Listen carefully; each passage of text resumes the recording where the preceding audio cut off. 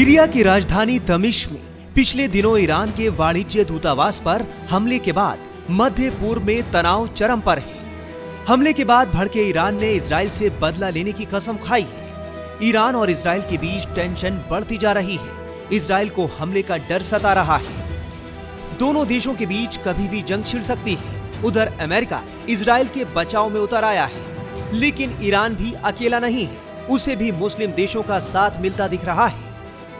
America पहले ही खुले तौर पर ईरान को ये धमकी दे चुका है कि अगर उसने इजराइल पर हमला किया तो उसे बुरे परिणाम भुगतने होंगे। वहीं इजराइल ईरान तनाव में अमेरिका की सक्रिय भूमिका को देखते हुए मिडिल ईस्ट के दो बड़े देश कतर और कुवैत ने यूएस को तगड़ा झटका दिया है।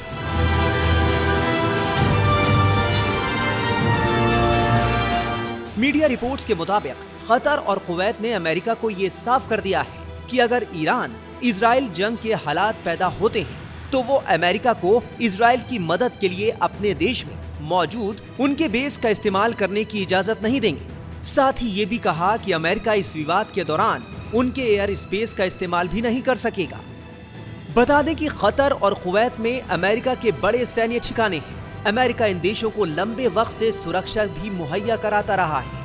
हालांकि ये दोनों देश इजराइल और ईरान के बीच जंग के दौरान अपने सबसे करीबी पड़ोसी ईरान से पंगा लेना नहीं चाहते हैं। वहीं ईरान और अमेरिका का शुरू से ही 36 का आंकड़ा रहा है। इस बीच ईरान इजराइल युद्ध की आशंका को देखते हुए भारतीय विदेश मंत्रालय भी काफी एक्टिव हो गया है। उन्होंने ये एडवाइजरी जारी की है कि कोई भी भारतीय ईरान और इजराइल की यात्रा न करे।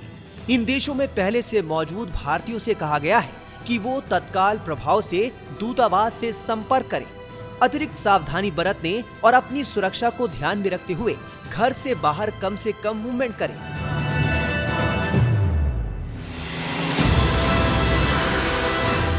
दरअसल 1 अप्रैल को दमिश्क में वाणिज्य दूतावास पर हमले के बाद से ईरान लगातार इजराइल के खिलाफ जहर उगल रहा है।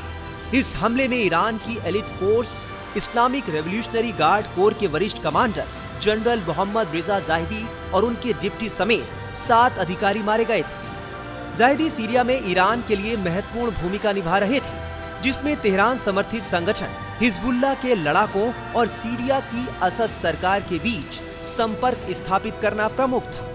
बता दें कि इजराइल और हमास के बीच पहले से ही जंग जारी है और अब ईरान और इजराइल के बीच भी जंग के हालात दिखाई दे रहे हैं। Times now of Bharat digital की रिपोर्ट।